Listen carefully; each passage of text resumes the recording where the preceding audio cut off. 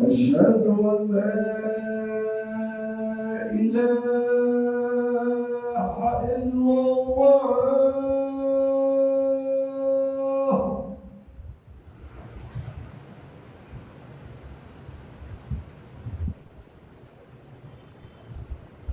أشهد أن لا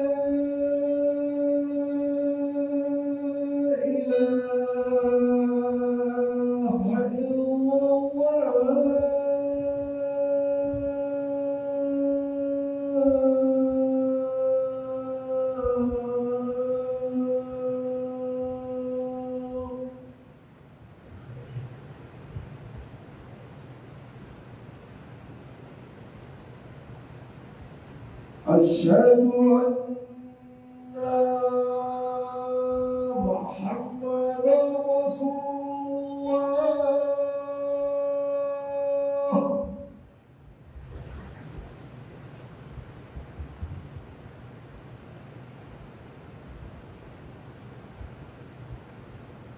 أشهد أن محمدا رسول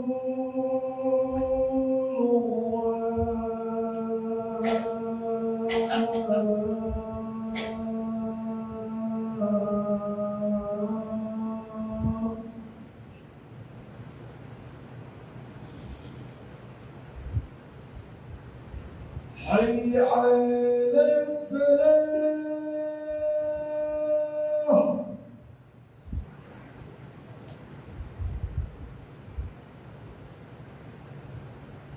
حي على الصلاة.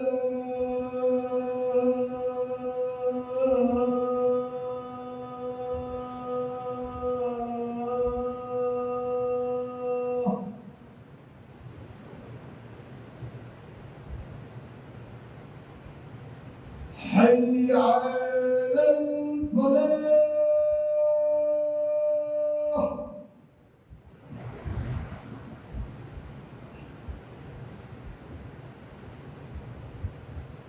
حي على الفلاح.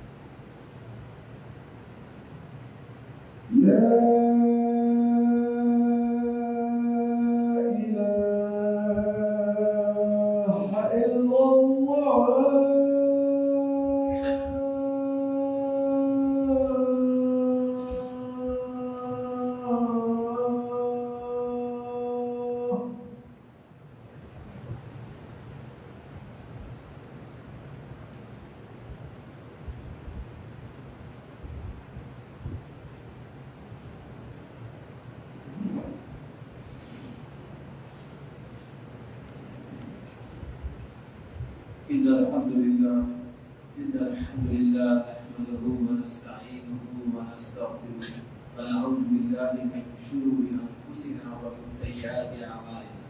من يهد الله فلا مضل له ومن يضلل فلا هادي له. وأشهد أن لا إله إلا الله وحده لا شريك له وأشهد أن محمدا عبده ورسوله. يا أيها الذين آمنوا اتقوا الله حق تقاته ولا تموتن إلا وأنتم مسلمون. يا أيها الناس اتقوا ربكم الذي خلقكم من نفس واحدة وخلق منها زوجها وبث منهما رجالا كثيرا ونساء واتقوا الله الذي تساءلون به والأرحام إن الله كان عليكم رقيبا. يا أيها الذين آمنوا اتقوا الله وقولوا قولا سديدا يصلح لكم أعمالكم ويغفر لكم ذنوبكم ومن يطع الله ورسوله فقد فاز فوزا عظيما. أما بعد فإن خير الحديث كتاب الله وخير الهدي هدي محمد صلى الله عليه وسلم وشر الأمور محدثاتها وكل محدثة بدعة وكل بدعة ضلالة وكل ضلالة في النار. فأعوذ بالله من الشيطان الرجيم. بسم الله الرحمن الرحيم. وعباد الرحمن الذين يمشون على الأرض هونا وإذا خاطبهم الجاهلون قالوا سلاما والذين يبيتون لربهم سجدا وقياما والذين يقولون ربنا اصرف عنا عذاب جهنم إن عذابها كان غراما إنها ساءت مستقرا ومقاما والذين إذا أنفقوا لم يسرفوا ولم يقتلوا وكان بين ذلك قواما والذين لا يدعون مع الله إلها آخر ولا يقتلون النفس التي حرم الله إلا بالحق ولا يزنون ومن يفعل ذلك يلقى أثاما يضاعف له العذاب يوم القيامة ويخلد فيه مهانا إلا من تاب وآمن وعمل عملا صالحا فأولئك يبدل الله سيئاتهم حسنات وكان الله غفورا رحيما. رب اشرح لي صدري ويسر لي أمري واحلل عقدة من لساني يفقهوا قولي. رب زدني علما رب زدني علما رب زدني علما. معزز بزرگوں، حاضرین جمعہ، پردہ نشین خواتین اسلام، پیارے دوستوں، پیارے بچوں، السلام علیکم ورحمۃ اللہ وبرکاتہ۔ میں نے آپ کے سامنے سورہ فرقان کی آخری چند آیتیں تلاوت کی۔ اللہ سبحانہ و تعالیٰ نے ان آیتوں میں رحمان کے جو بندے ہیں، خاص رحمان کے جو بندے جسے عباد الرحمان کہا جاتا ہے، عباد اللہ نہیں کہا گیا، بلکہ اللہ کا جو نام ہے زیادہ مشہور نام ہے اللہ، مگر اللہ نے خاص کر عباد الرحمان کے بندے کہا ہے، رحمان کے بندے، اسی لیے کہا ہے کہ رحمت جو ہے نا، رحمت اللہ کی ان لوگوں پر ہے، یہ لوگ مستحق ہیں رحمت کے، یعنی اللہ کے جو بندے ہیں ان کے چند صفات اس میں بیان کی گئی۔ اگر آپ دیکھیں گے آدم علیہ السلام کو جنت سے اللہ سبحانہ و تعالیٰ نے نافرمانی کے بنا پر اور تکبر اور غرور کے بنا پر جنت سے نکال دیا گیا، اور وہ ابلیس بھی اللہ سبحانہ و تعالیٰ سے مہلت مانگے، اللہ مجھے مہلت دے، میں تیرے بندوں کو ابن آدم کو آگے سے پیچھے سے دائیں سے بائیں سے بھٹکاتا رہوں گا، گناہوں کو ان کے سامنے مزین کروں گا، خوبصورت کر کر بتاؤں گا۔ اللہ نے اجازت دے دی، مگر اللہ نے کہا جو تیری پیروی کرے گا، جو تیری اتباع کرے گا، تجھے اور تیرے پیروکاروں کو میں جہنم سے بھر دوں گا، الا یہ کہ جو میرا بندہ مخلص بندہ ہے، جو میری پیروی کرے گا، جو میری ہدایات جو میں بھیجاتا رہوں گا کتابیں، اس کی جو اتباع کرے گا، جو آخری نبی خاتم النبی کے جو آخری کتاب قرآن مجید کی جو اتباع کرے گا، وہ تیرے حربے میں نہیں آئے گا، تیرے جھانسے میں نہیں آئے گا۔ گویا ہمیں پتہ یہ چلتا ہے آخری کتاب جو قرآن مجید جس کے تعلق سے اللہ نے قرآن میں سورہ ہجر میں کہا اِنَّا نَحْنُ نَزَّلْنَا الذِّكْرَ وَإِنَّا لَهُ لَحَافِظُونَ، ہم نے قرآن کو نازل کیا، ہم نے ذکر یعنی قرآن کو نازل کیا، ہم ہی اس کے محافظ ہیں۔ اللہ نے گارنٹی دے دی کہ اب دوسری کتاب قیامت تک نہیں آنے والی، اور جو کتاب جو خاتم النبی پر آ گئی اس کی میں گارنٹی دے رہا ہوں کوئی اور کتاب نہیں آئے گی، اسے جو اتباع کرے گا، جو اس کی پیروی کرے گا، جو اس پہ تدبر کرے گا، تفکر کرے گا، جو عمل کرے گا، وہ رحمان کا بندہ۔ گویا اس کے برعکس کوئی چلے گا، اس کے برعکس جو کام کرے گا وہ شیطان کا بندہ ہے، وہ ابلیس کا بندہ ہے۔ اب یہاں پہ جو مذکورہ صفات میں پیش کرنے والا ہوں، اگر ہم اس مطابق ہیں تو دوبارہ کو اس پہ استقامت کے ساتھ ڈٹے رہیں، اگر اس کے مطابق ہم نہیں ہیں جو صفات بتانے والا اس کے مطابق نہیں ہے، تو آج یہاں سے عزم کر کے اٹھیے کہ ہم اپنی اصلاح کریں گے، ہم اپنی روش کو بدل دیں گے۔ جب تک سانس ہے توبہ کر سکتے ہیں، اللہ سے ہم رجوع کریں گے، توبہ کریں گے اور اپنی جو خامی ہے اسے پورا کر کے اٹھیں گے۔ کہ جمعہ کے خطبے کے تحت ایک مقصد بھی یہی ہوتا ہے کہ انسان یہاں سے کچھ ایسی بات سیکھے جو سننا چھوڑنا نہیں، سن کر پھر اس پر عمل کرنا۔ جو معلومات ہے اسے معمولات میں تبدیل کرنے کی ضرورت ہے۔ معلومات تو بہت ہے پر معاملات میں ہم پہلے آئیے ایک کے بعد ایک مذکورہ صفات ہم سنتے ہیں۔ اللہ تعالیٰ مجھے اور آپ کو دونوں کو، مجھے اور آپ کو توفیق دے کہ اس پہ ہمیں عمل کرنے والا بنے۔ اللہ تعالیٰ کہنے والا سننے والوں سے زیادہ مستحق ہے۔ پہلی جو صفات ہے وَعِبَادُ الرَّحْمَنِ الَّذِينَ يَمْشُونَ عَلَى الْأَرْضِ هَوْنًا وَإِذَا خَاطَبَهُمُ الْجَاهِلُونَ قَالُوا سَلَامًا۔ رحمان کے جو بندے ہوتے ہیں دوستی دشمنی اللہ کے واسطے ہے، ہر چیز میں اللہ کو ترجیح دیتے ہیں۔ رحمان کے جو بندے ہوتے ہیں وہ ہر معاملے میں اللہ کی خوشنودی دیکھتے ہیں، اور رحمان کے بندوں کی ایک پہلی صفت یہ ہے وَعِبَادُ الرَّحْمَنِ الَّذِينَ يَمْشُونَ عَلَى الْأَرْضِ، وہ جب زمین پر چڑھتے ہیں تو بڑی انکساری عاجزی کے ساتھ چلتے ہیں، نرمی کے ساتھ چلتے ہیں۔ وہ سینہ تان کے تکبر سے نہیں چلتے، ان کے تہبند، ان کے پیر ٹختوں کے اوپر رہتے ہیں۔ ان کی چال سے پتہ چل جاتا ہے کہ رحمان کے بندے، ان کے اندر ذرہ برابر بھی تکبر نہیں ہوتا ہے۔ اور صحیح بخاری میں آتا ہے، عبداللہ بن عمر رضی اللہ عنہ اس کے راوی ہے، امام بخاری کی حدیث آتی ہے کہ اللہ کے نبی نے فرمایا ایک زمانے میں ایک متکبر انسان تھا، اللہ نے بڑے نعمتوں سے نوازا تھا، وہ ایک بڑی شال، مہنگی شال اوڑے ہوئے زمین پر لٹکا رہا، تکبر سے چل رہا تھا۔ ہونا یوں ہوا کہ اللہ نے اسے دھسا دیا اپنی تکبر کے بنا پر، اور قیامت تک وہ دھستے جا رہا ہے۔ تکبر کو اللہ پسند نہیں کرتا، تکبر کو اللہ پسند نہیں کرتا۔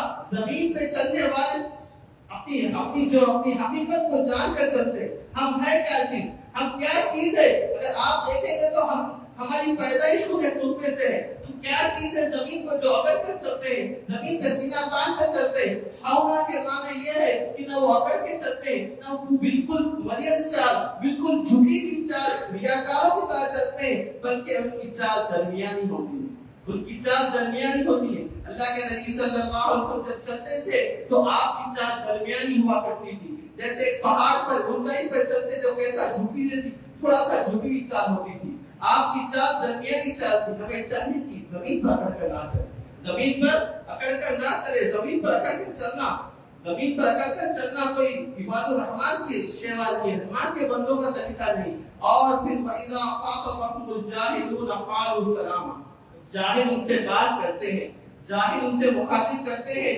جھگڑا الجھنے کے لیے، جھگڑے کے لیے بات کرتے ہیں تو وہ قالوا سلام، السلام علیکم کہتے ہیں، وہ الجھتے نہیں۔ بھائی آج آپ غصے میں ہیں، کل بات کریں گے، بھائی آج بیٹھ کر بات کریں گے، کچھ ٹھنڈا فیلنگ ہے۔ وہ اگر غصے سے مخاطب کرا تو یہ بھی جواب میں عید کا جواب پتھر سے نہیں دیتے، بلکہ وہ کیا سلام کہتے ہیں۔ اگر آپ دیکھیں گے کہ جاہل کسے کہتے ہیں، جاہل کو سمجھتے ہیں، جاہل وہ نہیں جس کے پاس علم نہیں، بلکہ علم والا بھی اگر بات جاہلانہ کرے تو وہ بھی جاہل بن جائے۔ جاہل کا مطلب یہ ہے کہ زبان سے جہالت والی بات کرنے والا، زبان سے ایسی بات کرنے والا، آگے والے کو تکلیف دینے والی بات، آگے والے کو نیچا سمجھ کے بات کرنے والی بات، یہ جاہل کی بات ہوتی ہے۔ تو جاہل جب مخاطب ہوتا ہے تو سلام کہہ کر وہاں سے گزر جاتے ہیں۔ صحیح مسند احمد میں ایک روایت آتی ہے کہ دو شخص جب جھگڑ رہے تھے، ایک شخص خاموش بیٹھا ہوا ہے، سامنے والا اسے گالیاں دے رہا ہے، یہ خاموش بیٹھ کر سلام کر رہا ہے، پھر سے سلام کیا، اللہ کے نبی موجود ہیں اور اللہ کے نبی مسکرا رہے، اور یہ جب بھی سلام کہتا ہے اس کے لیے ایک فرشتہ دفاع میں رہتا ہے، فرشتہ کہتا ہے کہ سلام کے مستحق تو تم ہو جو سلام کہنے والے ہیں، اور جب بھی یہ بندہ آگے والے کو گالی دیتا ہے تو وہ فرشتہ کہتا ہے یہ گالی کے تو مستحق تم ہو، یہ تو رحمان کا بندہ ہے۔ اور ایک مشہور روایت آپ جانتے ہیں، ابو بکر صدیق رضی اللہ تعالیٰ عنہ، آپ بیٹھے ہوئے، ایک آدمی آپ پر لان تان کر رہا ہے، آپ خاموش ہیں، پہلی بار اس نے گالی گلوچ کی، آپ نے کچھ نہیں کہا، دوسری بار پھر ابو بکر صدیق پر گالی گلوچ کی، آپ نے کچھ نہیں کہا، اللہ کے نبی مسکراتے ہیں، بیٹھ کر دیکھ رہے ہیں تمام چیز، پھر تیسری بار پھر سے اس نے کہا، ابو بکر صدیق بھی جواب دینے لگے، جیسا کہ ابو بکر صدیق نے جواب دیا، اللہ کے نبی وہاں سے گزر گئے، ابو بکر صدیق پیچھا کرتے ہوئے جاتے ہیں، اللہ کے نبی صلی اللہ علیہ وسلم پہلی بار جب اس نے مجھے کچھ کہا آپ کو بیٹھے ہوئے تھے، دوسری بار بھی بیٹھے ہوئے تھے، جب میں جواب دیا آپ کے مسجد چلے جاتے ہیں۔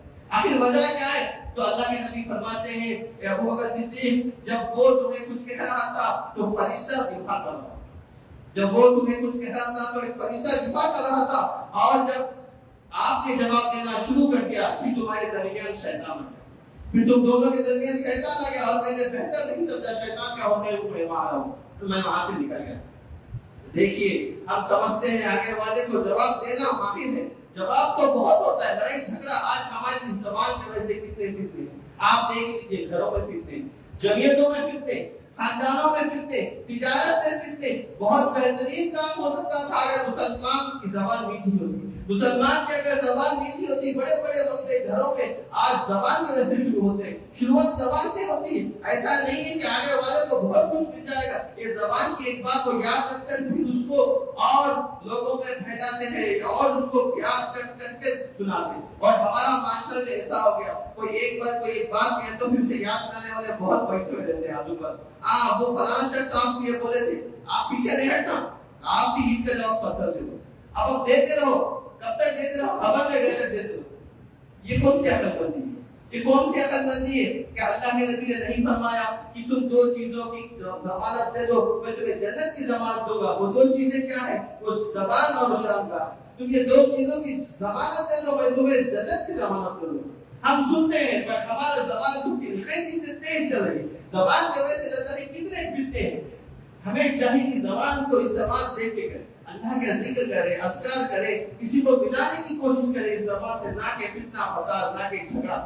مسلمان جھگڑا تو کرتے تھا، بلکہ مسلمان کا شیوا یہ ہونا چاہیے کہ وہ نفع بخش ہو، وہ سوسائٹی میں معاشرے میں نفع بخش ہونا چاہیے۔ جب وہ زبان کہتے لوگ بولے تھے کتنی میٹھی زبان ہے بھائی کی، کتنی اچھی زبان ہے، مگر ویسا نہیں ہے۔ آج معاملہ کچھ اور ہے، آج معاملہ اس کے برعکس ہے۔ جب بھی ہم زبان کھولتے ہیں بڑا فتنہ لے کر آتے ہیں، اور یہ زبان کی وجہ سے لوگ دور ہوتے جائیں۔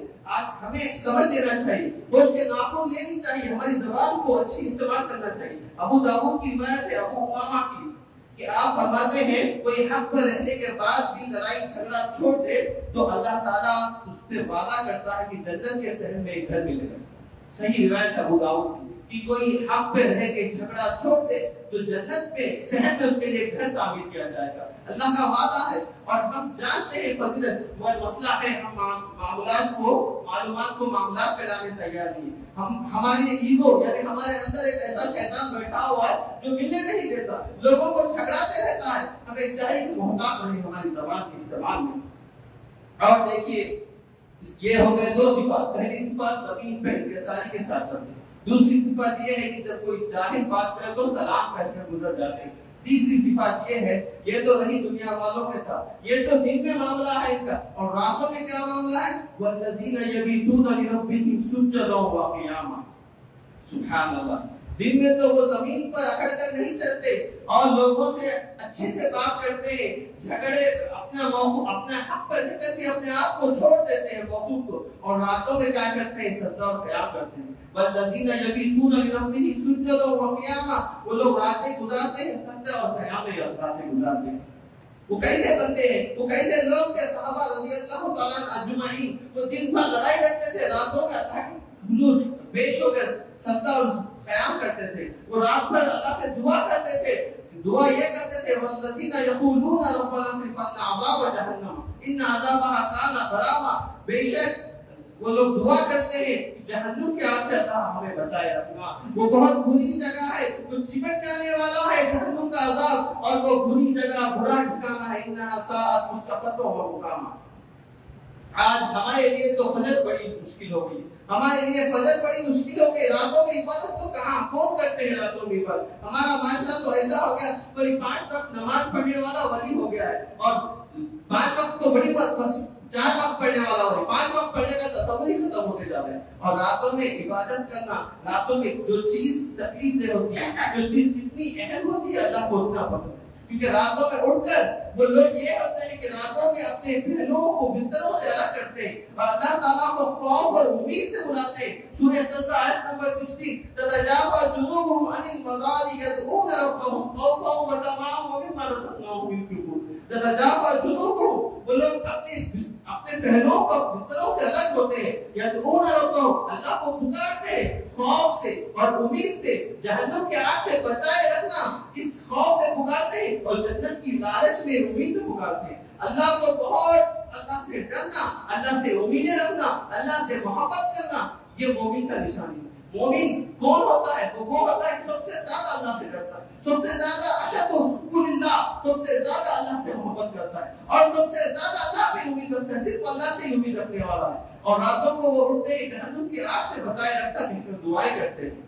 اور حدیث میں آتا ہے مستند احمد کی، نبی نے فرمایا، آج نبی صلی اللہ علیہ وسلم نے اس کے بعد کیا تھا، یہ ہو گئے کتنے؟ 4 صفات ہو گئے۔ وہ زمین پہ آزادی کے ساتھ چلتے ہیں، میں کوشش کروں گا بڑے اختصار کے ساتھ صفات ختم، کوشش کروں گا پورے 12 صفات ہیں، جتنے ہوئے انشاءاللہ وہ ختم کرنے کی کوشش کروں گا۔ پہلی صفت تو زمین میں اتصالی کے ساتھ چلتے ہیں، ظاہر بات کرنے پر سلام کہتے ہیں، راتوں میں عبادت کرتے ہیں، اور اللہ سے دعا کرتے ہیں کہ جہنم کی آگ سے بچائے رکھنا۔ اور پھر وہ والذین اذا انفقوا لم یسرفوا ولم یقتروا وکان بین ذلک قواما، رحمان کے بندے وہ ہوتے ہیں جب وہ خرچ کرتے ہیں تو نہ اسراف کرتے ہیں، نہ اسراف کرتے ہیں، نہ بخیلی کرتے ہیں، ولم یقتروا وکان بین ذلک قواما، قواما کے معنی وہ تواضع اختیار کرتے ہیں۔ ان کا خرچ 2 انتہاؤں کے درمیان ہوتا ہے، 2 انتہاؤں کے درمیان، بلکہ نہ اسراف کرتے نہ بخیلی کرتے۔ مستند احمد میں آتا ہے نبی صلی اللہ علیہ وسلم نے فرمایا، آدمی کا سمجھدار ہونے کے دلیل یہی ہے کہ وہ اپنے اخراجات میں میانہ روی اختیار کرے، اپنے اخراجات میں میانہ روی اختیار کرے، اور اس کا فائدہ یہ ہے کہ وہ محتاجی سے بچے پڑتا ہے، اس کو محتاج کبھی نہیں ہوتا۔ جو میانہ روی کے ساتھ خرچہ کرتا ہے وہ محتاج نہیں ہوتا۔ اللہ کے نبی کی بات ہمارا ایمان ہے، اللہ کے نبی نے کہہ دیا یہ حق ہے۔ دیکھیے یہاں پہ نہ اسراف کرتے ہیں نہ بخیلی کرتے ہیں۔ اگر ہم اپنا معاشرے کا اندازہ جائزہ لیں گے تو یہاں پہ ہم اس کے برعکس ہیں، ہم ایسی جگہ خرچہ کرتے ہیں جہاں خرچہ نہیں کرنا ہے۔ یعنی صحابہ کیا کرتے تھے؟ ہاتھ کو رو کے رکھتے تھے، کہاں؟ حرام چیزوں میں، برائی کی چیزوں میں، لغوی چیزوں میں، اور ہاتھ دل کھول کے خرچہ کرتے تھے، مساجد کے تعمیر میں، یا بھی تعلیم و تربیت میں، غزوات میں۔ آج ہمارا معاملہ الٹا ہے، ہم ہاتھ کو کھول رہے ہیں، کہاں کھول رہے ہیں؟ جو ایسی جگہوں پر کھانے پینے کے جگہ پہ، شادیوں میں کتنا خرچہ کر رہے ہیں، کتنا اسراف ہو رہا ہے شادیوں میں، اتنا اسراف۔ کوئی مدرسے میں کوئی بچوں کی تعلیم کا انتظام، بچوں کی حفاظت دے سکتے، اتنے پیسوں میں تو مدرسہ بنا سکتے، مگر ہم ایک ہی رات میں 8 لاکھ 10 لاکھ کیا مشکل ہے؟ مسلمانوں ہم کہاں جائیں؟ ہم کہاں یہودی اور نصارہ کے روش اختیار کریں؟ پیسوں کے خرچے کے معاملے میں ہم اتنے آگے بڑھ گئے ہیں، اور پھر بخیلی کہاں پہ؟ تعلیم و تربیت سے بخیلی، مساجد میں دینے میں بخیلی، اپنی آخرت کو سنبھالنے میں بخیلی۔ اگر ہندوستان کے ہم اپنے لوگوں کو دیکھیں، کتنے لوگ حج ہوئے، کتنے لوگ استطاعت رکھتے ہوئے حج کو نہیں گئے؟ وجہ کیا ہے؟ بچوں کی شادیاں کرنا، بچیوں کی کرانا ہے، وہ بھی شادیوں میں اسراف کرنا ہے، اس کے بعد پیسے نہیں ہے حج کرنے۔ جو ایک ستون ہے، یعنی اسلام کا ایک رکن ہے کہ حج کرنا، وہ رکن کو ہم صرف اپنے اسراف کی وجہ سے روکے رکھتے۔ کیا یہ حقیقت نہیں ہے؟ کیا یہ حقیقت نہیں ہے ہمارے پاس؟ اگر ہم دیکھیں گے تو کتنے لوگ حج کے لیے جا رہے ہیں، کیا کر رہے ہیں ہم لوگ کیا اسلام کے رکن کو چھوڑ کے اپنے اسراف میں اگر ہم لگے تو اللہ پوچھے گا نہیں کہ اللہ تعالیٰ اس دن قیامت کے دن پوچھے گا نہیں یہ پیسے میں نے عطا کیے تھے، یہ کہاں خرچ کیے، یہ کیوں خرچ کیے؟ اسراف سے لوگ، اور جہاں اسراف سے روکنے کا حکم ہے وہیں بخیلی سے بھی روکنا ہے۔ بخیلی اپنی ذات کے لیے، اپنے گھر والوں کے لیے، بیوی کے منہ میں لقمہ ڈالنا بھی نیکی ہے، مگر ہم لوگ کیا ہے؟ آج اسراف میں لگے ہوئے۔ اور دیکھیں سنن ترمذی میں معاذ بن انس رضی اللہ عنہ کی روایت ہے، جو شخص دیتا ہے تو اللہ کے لیے دیتا ہے، اور روکتا ہے تو اللہ کے لیے روکتا ہے۔ اللہ تعالیٰ اسے پسند کرتے ہیں، جو اللہ کے لیے دیتا ہے اور ہاتھ کو روکتا ہے تو بھی اللہ کے لیے روکتا ہے۔ اور ایک چیز یہ بھی ہے، سعد بن ابی وقاص رضی اللہ تعالیٰ عنہ، سنن ابن ماجہ کی روایت ہے، سعد بن ابی وقاص وضو کر رہے تھے، اسراف اور روکنا خالی پیسوں کے معاملے میں نہیں، آپ وضو کر رہے تھے، پانی بہت خرچ کر رہے تھے۔ اللہ کے نبی نے کہا سعد بن ابی وقاص سے پانی احتیاط سے خرچ کرو، پانی احتیاط سے خرچ کرو، اس کا بھی ثواب ہوگا۔ آپ سعد بن ابی وقاص کہتے ہیں اللہ کے نبی اس کا، یہ تو میں نیکی کے لیے کر رہا ہوں، ہاں اس کا بھی ہوگا، اگر تمہارے گھر کے سامنے سے ایک نہر بھی بہ رہی ہو تب بھی تم پانی کو احتیاط سے خرچ کرنا، پانی کو بھی اس کا بھی پوچھو گا، اس کی بھی پوچھو گی۔ اور دیکھیے دوستی اور دشمنی میں بھی تواضع اختیار کرنا۔ کیوں تواضع اختیار کرنا؟ اگر آپ کسی سے ایسی دوستی کریں گے آپ تمام رات اس کو بولتے جائیں گے، آگے چل کر دشمنی ہو جائے گی, آگے چل کر دونوں میں اختلاف ہو جائے گا. آپ کے نام پھر وہ آپ کے سامنے لوگوں کو بولتا پھرے گا. اس میں بھی توازن اختیار کرنا ہے, دشمنی میں بھی توازن اختیار کرنا ہے. آپ دشمنی ہو گئی آپ کی, آپ گالی گلوچ کر رہے ہیں, آپ ایسے ایسے باتیں کر کر کے آپ کو پھر اس سے ملنا پڑے گا, کل کے دن اسے پھر آپ کے ساتھ اٹھنا بیٹھنا ہوگا. تو دشمنی کے بھی تھوڑے اصول ضابطے ہیں. ہماری دشمنی ایسی ہے کہ مسجد میں کوئی دشمن خود ایک ہی مسجد میں پڑھتے ہیں, دونوں کی نہیں بنتی. ایک ہی مسجد میں بازو کھڑے ہو, میرے ساتھ ہوا تھا, دیکھا ہوں, میرے ساتھ نہیں ہوا, الحمدللہ میں نے دیکھا. نماز ہو رہی ہے, آپ کی نہیں بنتی, آپ کے بازو نہیں کھڑے ہو, جا کے پیچھے کھڑے. غلطی سے آپ اگر امام آ گئے تو واپس ہٹ جائے, نماز بھی نہیں پڑھتے. اتنی دشمنی ہمارے مسجد کی. قرآن و حدیث کا بولنے والے ایک منہج, ایک عقیدہ, ایک جماعت, مگر کیا اتنی دشمنی, بازو کھڑے کے لیے تیار نہیں. کیا اللہ تعالیٰ کا نہیں پوچھے گا, کیا یہ اللہ تعالیٰ اس کی سوال نہیں کرے گا؟ کیوں دوست کی دشمنی کس کے لیے؟ اللہ کے لیے. اچھا اللہ کے لیے تو وہ بھی بولتے ہیں, وہ لوگ وہی بولتے ہیں اللہ کے لیے دشمنی کرو. بھائی اللہ کے لیے دشمنی یہ نہیں ہے, دشمنی اللہ کے لیے کب ہوتی؟ وہ لوگ جو اسلام کا جو پیچھے پروپیگنڈا کرتے ہیں, اسلام کے پروپیگنڈا کرتے ہیں, اسلام کے ہماری جو بیٹیوں کی جو پیچھے جو پروپیگنڈا کر رہے ہیں ان سے دشمنی کرو. اگر دم ہے تو دشمنی ان سے کرو جو آپ کے خلاف پروپیگنڈا کر رہے ہیں, جو آپ کے جو منافقین ہیں یا پھر جو مشرک ہیں جو آپ کے خلاف کر رہے ہیں ان سے کرو. یہ کیا ہم آگے یہاں دوستی دشمنی, آپ کے واسطے دشمنی ہمارا, یہ دشمنی نہیں ہے. دشمنی نہیں بلکہ معاف کرو, درگزر کرو. کیا وہ حدیث ہم نہیں جانتے؟ اللہ کے نبی صلی اللہ علیہ وسلم کھڑے ہوئے, ایک شخص وضو کر کے آتے ہیں, اللہ کے نبی جو بھی داخل ہونے والا ہے وہ جنتی. ایک آگے آتے ہیں, انصاری آتے ہیں. دوسری بات پھر کہتے ہیں اللہ کے نبی آج پھر جو داخل ہوگا وہ پھر جنتی, تو وہ شخص وضو کر کر پانی ٹپک رہا ہے پھر داخل ہوگا. تیسرے دن پھر کہتے ہیں کہ جو شخص آ رہا ہے وہ جنتی ہے. عبداللہ ابن عاص رضی اللہ عنہ, عبداللہ ابن عمرو بن عاص رضی اللہ عنہ, وہ دیکھتے ہیں, آپ کیا کہتے ہیں, جلدی سے جا کے وہ شخص سے کہتے ہیں کہ میں آپ کے گھر میں رہنا چاہ رہا ہوں, میرے بال سے جھگڑا ہو گیا. پھر وہ شخص جو جس کو 3 بار بشارت دی گئی جنت کی, پھر وہ اپنے گھر لے کے جاتے ہیں. پھر 3 دن آپ ان کے ساتھ رہتے ہیں. 3 دن آپ دیکھتے ہیں کیا عمل ہے ان کا خاص جو اللہ کے نبی نے جنت کی بشارت دی. پھر 3 دن کے بعد جب آپ کوئی خاص عمل نہیں دیکھتے, پھر آپ کہتے ہیں ان سے میں چلتا ہوں, میں سر آپ میرا باپ سے کوئی جھگڑا نہیں ہوا, میں آپ کے پاس جو آنے کا مقصد ہی ہے کہ میں نے اللہ کے نبی سے سنا کہ آپ جنت کی ہیں. 3 بار 3 دن لگاتار میں نے بشارت سنی, تو میں جاننا چاہتا تھا کہ آخر آپ کا کیا عمل ہے. مجھے کوئی خاص عمل نہیں دکھا, میں جا رہا ہوں. پھر وہ شخص کہتے ہیں ویسے تو میرا عمل کوئی خاص نہیں, ایک چیز ہے آپ لوگوں میں بتاتا ہوں, آپ سنیے, کان کھول کر سنیے اور سننا ہی نہیں, اس پہ عمل کرنا ہے انشاءاللہ. آپ کہتے ہیں کہ میرا ایک عمل ہے کہ روز رات میں سونے سے پہلے میں سب کو معاف کر کر سوتا ہوں. میرے دل میں کسی کے لیے کینہ اور بغض نہیں, کسی کے لیے کینہ اور بغض نہیں. میں دنیا میں کسی سے نہ حسد کرتا ہوں نہ بغض رکھتا ہوں, اور سب کو معاف کر دیتا ہوں, سب کے لیے دعا کرتا ہوں کہ سب کو معاف کر دینا, کینہ نہیں رکھنا, بغض نہیں رکھنا. اتنا پسند ہے اللہ کو کہ 3 بار نبی کے زبان سے جنت کی بشارت دی گئی.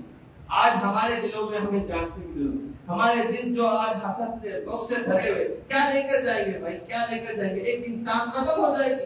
جو لوگ ہمیں ہماری تعریف کرتے تھے, جو لوگ بغض کو بڑھانے کا کام کرتے تھے, وہ لوگ ہی دفن کر دیں گے, اوپر مٹی ڈال دیں گے. اس سے بچنے کی ضرورت ہے. اور ایک صفات یہ ہے کہ والذین لا يدعون مع الله الها آخر, والذین لا يدعون مع الله الها آخر ولا يقتلون النفس التي حرم الله الا بالحق حرم الله الا بالحق ولا يزنون. یہ آیت میں 3 گناہوں کے بارے میں ذکر, 3 بڑے کبیرہ گناہ. اللہ صحیح حدیث ہے کہ اللہ کے نبی نے سب سے بڑے 3 گناہ کیا ہے. عبداللہ بن مسعود پوچھتے ہیں کہ اللہ کے نبی سب سے بڑے کبیرہ گناہ کیا ہے. اللہ کے نبی فرماتے ہیں کہ اللہ تعالیٰ کے ساتھ کسی اور کو شریک کرنا, اور محتاجی کے در سے قتل کرنا, اور تیسرا گناہ تم اپنے پڑوسی کی بیوی کے ساتھ زنا کرنا. 3 بڑے گناہ. اور یہ آیت کا ترجمہ بھی ہے والذین لا يدعون, وہ رحمان کے بندے وہ ہوتے ہیں جو اللہ کے سوا کسی اور کو نہیں پکارتے, اللہ کے سوا کسی اور الہ کو نہیں پکارتے, اور جس کو اللہ نے حرام کر دیا اس جان کو ناحق قتل نہیں کرتے, ولا یزنون, اور زنا نہیں کرتے. 3 گناہ بڑے کبیرہ گناہ. اور آپ دیکھیے اللہ کا حق یہ ہے کہ اللہ کی عبادت کی جائے, اللہ کو ایک جانا جائے ہر معاملے میں. اللہ کو منفرد عبادات میں, اللہ کے اسماء و صفات میں, اور اللہ کی عطا کرتا ہوا نعمتوں میں صرف اللہ کو ایک کرنا چاہیے, اور اللہ کے ساتھ کسی کو شریک نہیں کیا جاتا. قرآن کے بہت سارے آیت ہیں، سورہ نساء آیت میں آتا ہے اللہ تعالیٰ کہتے ہیں کہ میں ہر گناہ معاف کرتا ہوں، ہر گناہ میں معاف کروں گا سوائے شرک کے، اور جو اس نے شرک کا وہ گمراہی میں دور نکل گیا۔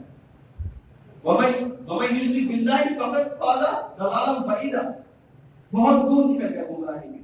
اور دوسرا قتل بھی کبیرہ گناہ ہے، اور پھر کسی ناک اور زنا کرنا، ولا یزنون، اور زنا کے تعلق سے ولا تقربوا الزنا انه كان فاحشا، فقط کر نوجوانوں سے اور بڑے لوگوں سے مخاطب ہو رہا ہوں کہ زنا یعنی یہ نہیں کہ اللہ کے نبی کی حدیث ہے تمہارے ہاتھ بھی زنا کرتے ہیں، تمہارے آنکھ بھی زنا کرتے ہیں، تمہارے پاؤں بھی زنا کرتے ہیں، جو برے برے چیز ہم فونوں میں دیکھتے ہیں وہ بھی زنا ہے، جس طرف ہم چل کے جاتے ہیں مجلسوں میں گانا بجانا ہوتا ہے، جس مجلسوں میں ہم چلتے ہیں وہ بھی زنا ہے، جو چیز جو ہاتھ تمہارے جو برائی کو ٹچ کرتا ہے وہ بھی زنا ہے۔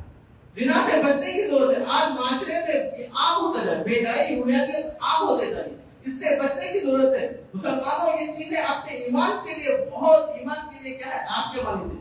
ایمان انسان کا ختم ہو جاتا ہے جب انسان اتنے بڑے بڑے گناہوں میں ملوث ہوتا ہے، اس کا ایمان کافی نہیں رہتا۔ ہمیں چاہیے کہ اللہ کا خوف اختیار کرے، اللہ سے ڈرے۔ عرب معاشرہ یہی 3 گناہوں میں، بلکہ اس سے کئی زیادہ گناہ ہیں، عرب معاشرے میں یہی تھے۔ انہوں نے کعبۃ اللہ میں 360 بت رکھے اور وہ حد و غلط کرتے تھے، بچیوں کو درگور کرتے تھے، اور زنا کا عالم تو یہ تھا کہ وہ عورتوں کا استعمال کرتے تھے۔ پھر اسلام آیا، پھر اللہ کے نبی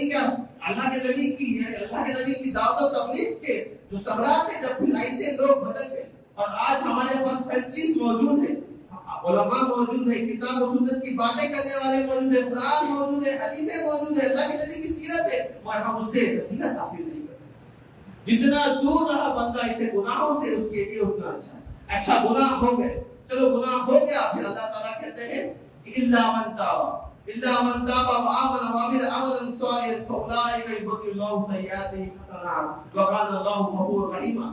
اللہ تعالیٰ کہتے ہیں جو بندے اتنے بڑے بڑے گناہ کر دیے، اتنے بڑے بڑے گناہوں میں ملوث ہو گئے، الا من تاب وآمن وعمل عملا صالحا، میرا بندہ میرے پاس رجوع کر لے، توبہ کر لے، ایمان لے آئے، پھر عمل صالح کرے، فاولئک یبدل اللہ سیئاتہم حسنات، میں اس کے گناہوں کو نیکیوں میں تبدیل کر دوں گا۔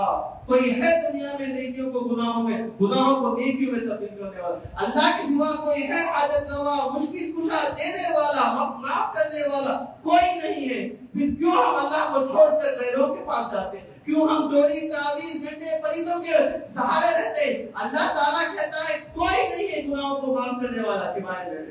ہر ایک گناہ اللہ معاف کرتا ہے، بندے کو چاہیے کہ توبہ کرے۔ اگر کوئی انسان کتنا زمین و آسمان بھر کے اگر سونا ڈالے مگر اس نے شرک کیا تو اللہ اسے معاف نہیں کرے۔ کوئی تمام گناہ اللہ کے پاس ایک شخص آتے ہیں بڑے بوڑھے، اللہ کے نبی میں نے ہر گناہ کر دیا، میں بہت فاجر ہوں، میں بہت سے گناہ کا ملوث تھا، کیا مجھے بھی اللہ معاف کرے گا؟ اللہ کے نبی کہتے ہیں اگر تم توبہ کر لو، ایمان لا لو اور نیک عمل کرو تو اللہ یہ گناہ تمہارے معاف کر دے گا۔ اللہ تعالیٰ گناہوں کو معاف کر دیتا ہے۔ صحیح مسلم کتاب التوبہ کی روایت ابو موسیٰ اشعری رضی اللہ تعالیٰ راوی ہے، آپ کہتے ہیں ہر روز اللہ تعالیٰ صبح ہاتھ پھیلائے رہتا ہے، ہر روز اللہ تعالیٰ صبح ہاتھ پھیلائے رہتا ہے کہ کون میرا بندہ جو رات میں گناہ کرے توبہ کر لے میں اسے معاف کر دوں، اور ہر روز رات میں ہاتھ پھیلائے ہوئے رہتا ہے کون ہے وہ بندہ جو دن میں گناہ کرے رات میں اس کی معاف کر دوں۔ ہر روز یہ معاملہ رہتا ہے، اور ہر روز آپ جانتے ہیں کہ آسمان، آج دنیا کے آسمان پر اللہ تعالیٰ ہاتھ پھیلائے پوچھتا ہے کون ہے میں معاف کر دوں، اور ہم مخصوص راتوں کو پکڑے ہوئے جو کوئی روایت ہے نہ کوئی صحیح ہے، اس راتوں کے بھروسے ہم روز اللہ تعالیٰ توبہ قبول کرتا ہے، ہر روز اللہ تعالیٰ توبہ قبول کرتا ہے۔ اور مسلم کی ایک اور روایت میں آتا ہے سب سے زیادہ اللہ کب خوش ہوتا ہے، سب سے زیادہ اللہ کب خوش ہوتا ہے؟ جب بندہ گناہ کرے تو خوش نہیں ہوتا، گناہ کرنے کے بعد توبہ کرے، گناہ کرنے کے بعد توبہ کرے، پھر اللہ سے رجوع کرے تو اللہ تعالیٰ سب سے زیادہ خوش ہوتا ہے۔ ہمیں چاہیے کہ اس بات ہمارے اندر پیدا کرے۔ اور دیکھیے ایک اور عادت آتی ہے والذین لا یشهدون الزور، وہ جھوٹی گواہی نہیں دیتے، وہ رحمان کے بندے وہ ہوتے ہیں جو جھوٹی گواہی نہیں دیتے۔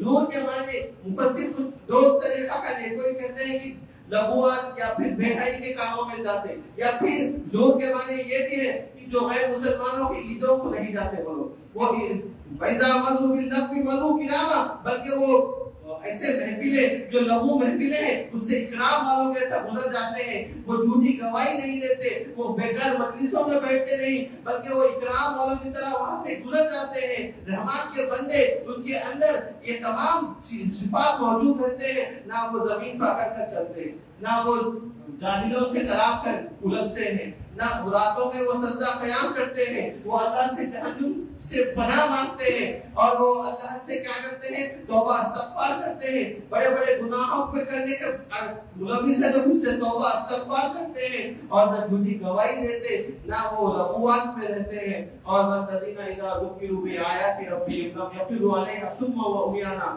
جب ان کے سامنے قرآن پڑھی جاتی ہے، جب قرآن سے نصیحت دی جاتی ہے تو وہ لم یخروا علیہا صما وعمیانا، وہ بہرے اور اندھوں کی طرح نہیں رہتے، قرآن کا گہرا اثر دیتے ہیں، قرآن سے نصیحت حاصل کرتے ہیں، قرآن آنے پر وہ ان کا موقف بدل جاتا ہے، وہ اپنی زندگی کی روش بدل دیتے ہیں، قرآن سننے کے بعد ان کا ایمان میں اضافہ ہوتا ہے، اور وہ ایمان میں اضافہ ہوتا ہے اور وہ اللہ پہ توکل کرتے ہیں، قرآن مجید پر تدبر و تفکر کرتے ہیں۔ میرے بھائیوں، یہ اور بڑے صفات رہ گئی ہیں، جو بھی صفات میں نے آپ کے سامنے پیش کیا، اللہ تعالیٰ اس پہ عمل کرنے والا بنا ہے۔ یہ صفات پہ اللہ تعالیٰ ہمیں اس صفات کے مطابق زندگی گزارنے والا بنا ہے۔ رمضان کا مہینہ آنے والا ہے، یہ بہت اچھی ٹریننگ کا مہینہ ہے، قرآن میں آتا ہے رمضان کے تعلق سے شہر رمضان الذی انزل فیہ القرآن ھدی للناس وبینات من الہدی والفرقان، یہ وہ مہینہ ہے جس میں قرآن نازل ہوا ہے، یہ وہ مہینہ ہے جس میں قرآن نازل ہوا ہے، لوگوں کے لیے وہ ہدایت ہے، اور اس میں ہدایت اور حق اور باطل میں تمیز کرنے والی واضح دلائل موجود ہے۔ فرقان قرآن کا بھی ایک نام ہے۔ اللہ سبحانہ وتعالی ہمیں رمضان کی تیاری کرنے والا بنا ہے۔ رمضان کا مہینہ آنے سے 6 مہینے پہلے صحابہ تیاری کرتے تھے، اور پھر 6 مہینے اس کی قبولیت کے لیے دعا کرتے تھے۔ کیسے لوگ تھے، بڑے کیسے لوگ تھے، جب کعبہ کا تعمیر کرے ابراہیم علیہ السلام نے کہا ربنا تقبل منا، اللہ یہ خدمت ہم سے دور لے لے، یعنی صحابہ اور انبیاء کا شیوا کیا تھا، کوئی نیک کام کرتے تھے پھر اس پہ قبولیت کے دعا کرتے تھے۔ اور ہم خوش فہمی میں ہیں، ہم اپنے نیکیوں کو بہت بڑا سمجھتے ہیں اور ہمارے گناہوں کو بہت کم سمجھتے ہیں۔ ایسا نہیں ہے، نیکیوں پہ نظر مت رکھو، اپنے گناہوں پہ نظر رکھو۔ جب گناہوں پہ نظر رہے گی تو نیکی کرو گے، اور نیکی کو لوگوں پر ہٹولا پیٹنے کی کوئی ضرورت نہیں، اللہ تعالیٰ دیکھ رہا ہے، ہر چیز نوٹ ہو رہی ہے۔ اللہ تعالیٰ ہمیں اخلاص والا بنائے، اللہ تعالیٰ ہمیں مخلص بنائے، دین کا علم حاصل کرنے والا بنائے۔ وآخر دعوانا الحمد للہ رب العالمین۔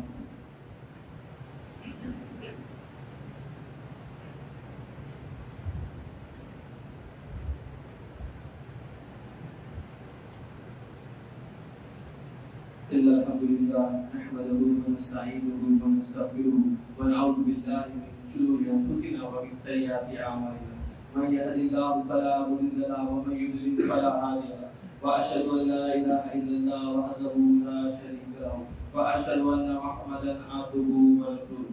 إن الله وملائكته يصلون على النبي يا أيها الذين آمنوا صلوا عليه وسلموا تسليما۔ اللهم صل على محمد وعلى آل محمد كما صليت على إبراهيم وعلى آل إبراهيم إنك حميد مجيد۔ اللهم بارك على محمد وعلى آل محمد كما باركت على إبراهيم وعلى آل إبراهيم إنك حميد مجيد۔ سبحان ربك رب العزة عما يصفون والسلام على المرسلين والحمد لله رب العالمين۔